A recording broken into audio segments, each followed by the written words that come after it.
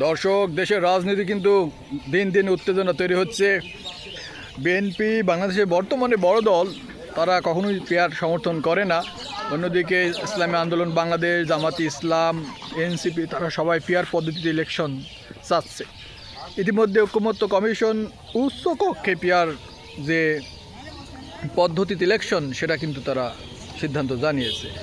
এই নিয়ে বিএনপি অনেকটা অসন্তুষ্ট। এখন আগামী দিনে রাজনীতি আরও হয়তো অন্যরকমভাবে প্রেক্ষাপট চেঞ্জ হতে পারে। তবে বাংলাদেশের প্রেক্ষাপটে পিআর পদ্ধতির মধ্য দিয়ে রাজনৈতিক দলগুলোর যে দ্বন্দ্ব প্রকটাকার ধারণ করছে, সত্যিকারী অর্থে আগামী ফেব্রুয়ারিতে কি ইলেকশন হবে কি না, সেটা এখন অনেকটাই সন্দেহ হচ্ছে।